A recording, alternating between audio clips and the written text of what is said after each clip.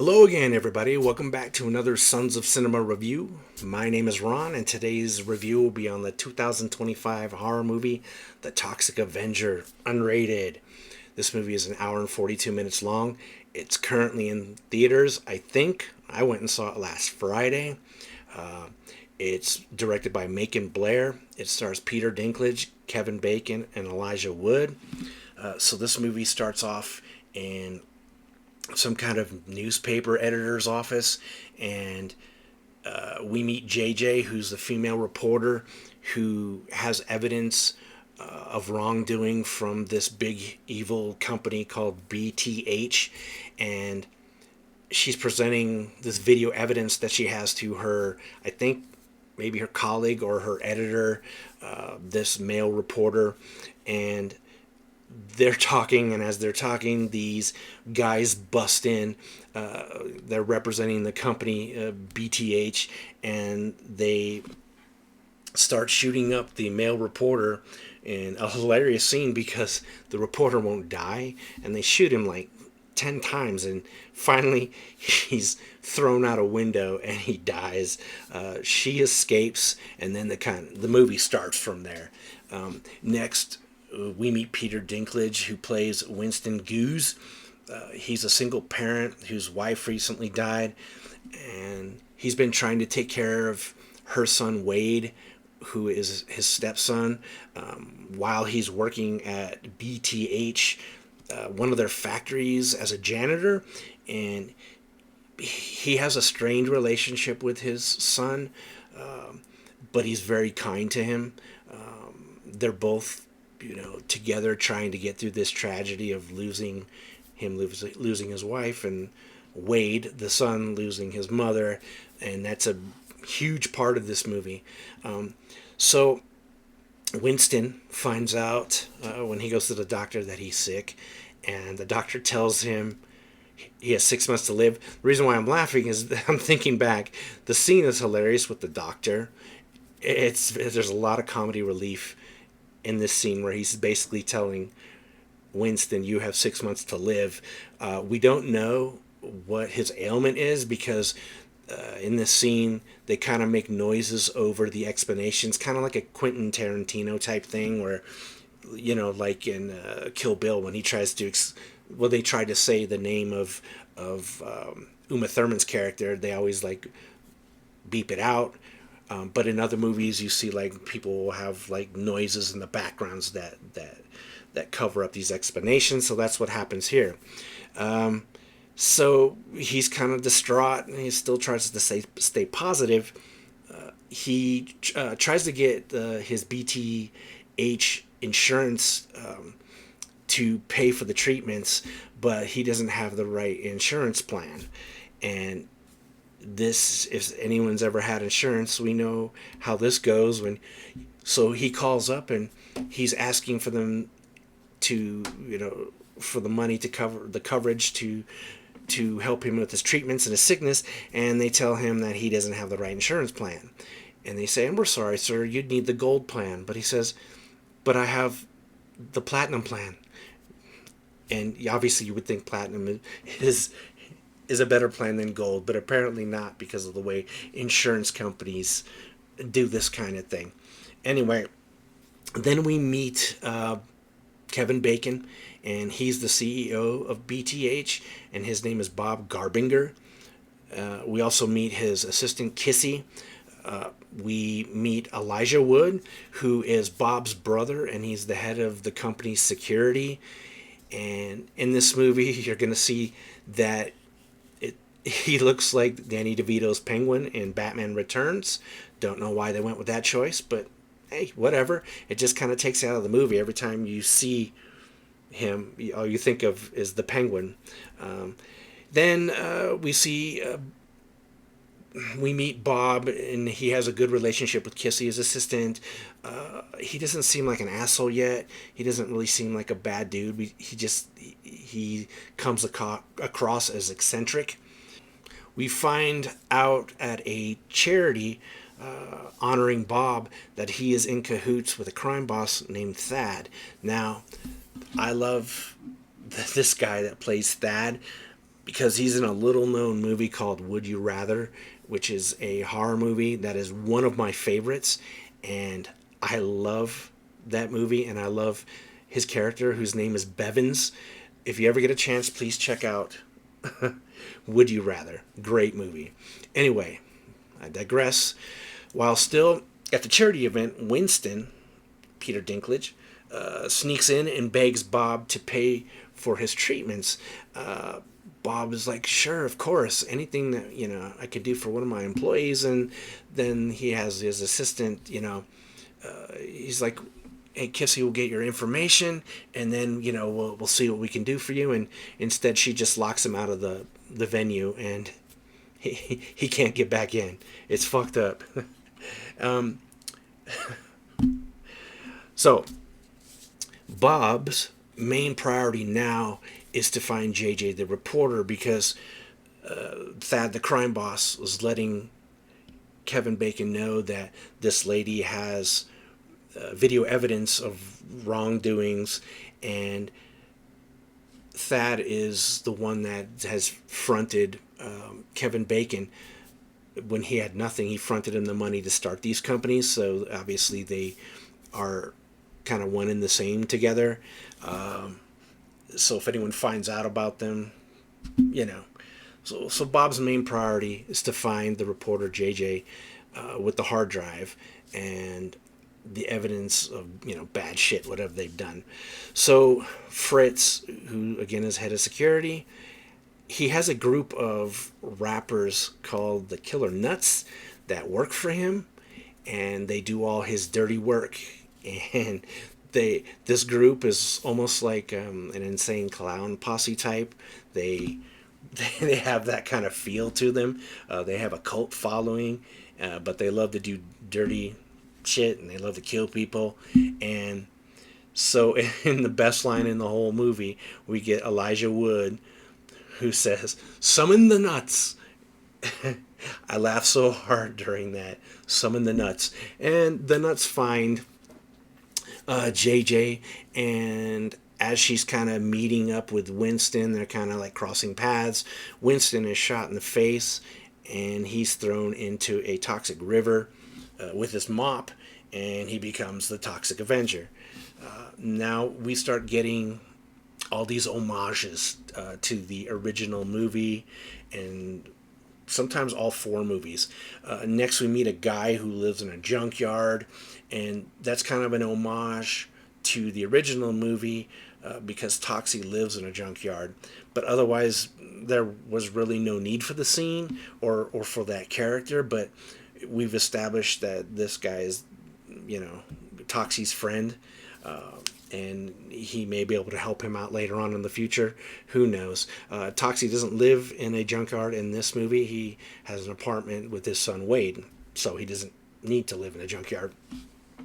Anyway, we get a cool scene with Toxie running on a hillside with a mop, just like in the original movie, where it's like on a hillside where the sun is setting, and he's running with his mop and training and shit like that.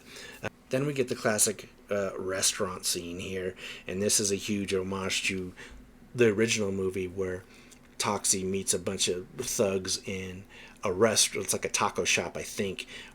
Or no, it's a hamburger place. And he actually meets his girlfriend there in the original movie. In this movie, Toxie doesn't have a girlfriend. He's got no women interests at all. And that's okay, though, because the other part of the story with him and his son is definitely more important. Anyway, we get Toxie fucking everybody up in this restaurant, and he's using his mop, and when his mop touches somebody, it just obliterates whatever it touches. So he's ripping people's jaws off, he's stabbing people, he rips off Thad's son's, the crime boss rips off his arm. Now the crime boss throughout the rest of the movie is like super pissed, and the Nutz capture Toxie's son in a scene after the restaurant. JJ the reporter is shot, and then we find out that Toxie, his blood can heal people, and he uses that blood to heal. So now Toxie is super pissed, and he goes to this outdoor concert that the Nutz are performing at, and he just starts, he starts fighting with the Nutz, and he actually ends up killing this one guy who wears a rubber chicken mask the whole movie. And when Toxie kills him and then takes off, well, he kind of injures him. He doesn't really kill him because he takes off the mask and it's a baby underneath, and this baby is still alive. Like it's like a a 6 month old child underneath this chicken masks. So that chicken guy is kind of like an homage to the original movies as well, because there's all kinds of like strange and weird creatures in the Toxic Avenger movies, obviously because of toxic whatever.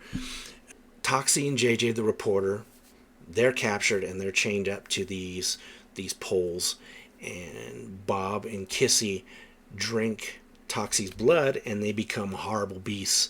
Kevin Bacon's character becomes like, I guess, Goat Man, and Kissy, she looks like the lady in Superman 3 that got the wires all over her, the robotic lady. She doesn't look that bad because Bob drank almost everything in the vial except left a little bit left for her, and so she didn't have a complete fucked up transformation. So Toxie, we find out earlier in the movie, his urine, just like in the original movie, his urine is acid, and he uses the acid to pee on these chains, and him and JJ escape. Also during this time, Toxie's son Wade escapes, and he runs and hides in the shed, and the shed is blown up, and Wade is killed. Toxie's beside himself. He faces off with Bob the Goat Man, and they fight, and then Kissy, she ends up fighting with JJ the reporter, and Bob is eventually killed by a Cadillac motor. We also get in this last scene, Elijah Wood finally came around because he didn't want to kill a kid, because Bob wanted the Nutz, well, actually wanted Elijah Wood's character Fritz to kill this kid, but he doesn't want to kill kids, and he actually saves Wade. So Wade, Toxie's son, is still alive. And we also get a scene in which Lloyd Kaufman, who is the guy that created the Toxic Avenger, we get a scene where he plays a scientist. It's just like a Marvel type, Stan Lee type scene. Then we get 2 post-credit scenes which are fucking awesome. Like, Marvel could learn from these, because they're post-credit scenes that don't have to like connect to something else. They're just good post-credit scenes. And in the first post-credit scene, Wade is who's Toxie's son. He is doing this dance at a dance recital. In the whole movie, Wade doesn't have a lot of confidence. Winston is trying to help him and do the best he can, but he's also hurting and suffering, and he doesn't know what he wants to do in life. So the recital scene is really sweet because Toxie is sitting there, up in the balcony watching his son perform this dance, and it's a great scene. And then we get the last after the credits scene, which is Toxie making a grilled cheese sandwich and explaining how to make the proper and best grilled cheese. It's an awesome scene. Stick around for those when you go to see this movie. Things I liked about this movie: Peter Dinklage was awesome. He by far, I think, was the standout of this movie. Everyone was good in this movie. All the actors were great. There wasn't one person who acted bad in this movie, on purpose anyway. The makeup was awesome in this movie. They did a good job in making Peter Dinklage a little buff, little Toxie. Great job on the makeup. The music was awesome. Loved the music in this movie. And I also loved how funny the lines and jokes were in this movie. I laughed a lot. There's a lot of... I'm a huge fan of long distance like comments, where something is going on between some characters and all you hear from the background is somebody like, she'll never be more than a friend, or she doesn't love you. Those kind of things. Like you just hear like funny background comments. I love that in any movie. I don't care what movie it is. The effects were good in this movie. The kills, they were done well. And there's also, I like this fucked up looking bird that is like a little animatronic puppet type bird that's been affected by toxic waste that's coming from the this factory. And he's a fucked up little bird, and he's like got fucked up wings. He can't fly, but he ends up having babies, little chicks in the little chicks, little birds, little baby birds, whatever the fuck they're called. He had little baby birds that hatched at the end of the movie. So he became a she, I guess. She's a mother. Things I didn't like, not much, nitpicky, but for a movie that was unrated, I could have used some more top kills and gore. I'm sorry, guys, I'm a sick fuck, so I need more. That's my only negative in this movie. Otherwise, let's move on. Best scenes. The beginning reporter scene is hilarious. When the Nutz keep shooting this reporter guy and he won't die. It's a great scene. Check that one out. Also, the restaurant scene. Toxie, he rips off this guy's jaw with the mop, and then he goes up this one dude's rear end and rips out his intestines through his ass. Good scene, man. Also, the Nutz concert scene. It's fantastic. You see in this scene a lot of now that Toxie's out in public. This is kind of like his first public appearance, and people are kind of pissed because they're there to see the Nutz. So it'll be like the Juggalos with the Insane Clown Posse watching some toxic guy fucking killing them in front of them. So he's not very popular, but in the end they realize that he's doing the Lord's work and trying to help everybody out. I also love the ending confrontation between him and Goat Man Bob. But the way they eventually kill him in the car motor is awesome. Never seen that before. Something new. Also, both post-credit scenes, top notch. I love them both. I can't wait to see them again. My final thoughts. I'm a huge Toxic Avenger fan. I even got Lloyd Kaufman's autograph on this box set. I'm a huge Toxie fan. In fact, my favorite one is Toxic Avenger, Citizen Toxie Unrated. This is the fourth installment in the original movies, and it's the most offensive movie I think that's ever been made. So if you can get past that and you don't mind being offended at times, it was the time. And you also, there's a lot of cool actors in there, and I know he probably doesn't like it being repeated, but James Gunn is in this movie. James Gunn, the James Gunn. Anyway, I thought the movie was... First, I'll tell you this. I went to go see this movie in my town. It was only playing at one theater at 9 o'clock at night, one time. Is the only time you could see it. And I went and saw it, and there were 3 other people in the theater with me. So after the movie's over, I kind of go and I talk to these people. One was an older guy. He didn't really dig it. I think he's a nostalgic guy for the original shit, which I get. Then there was a couple, a younger couple, and the male, he was kind of torn between it too, just like the older guy. The older guy seemed to dislike it a little bit more, but this kid was a little bit more on the fence. He wasn't sure because they had just watched the first one like the night before. So there's obviously fresh comparisons there. But I told them, if you guys see the rest of them, First they'll be disappointed by 2 and 3. They are what they are. But I said check out 4 because that one's where it's really at. Anyway, and then the female, she loved it, and I loved it. I thought it was great. I it paid enough homage to the original film where while telling a new story. I like the update of Toxie's human story.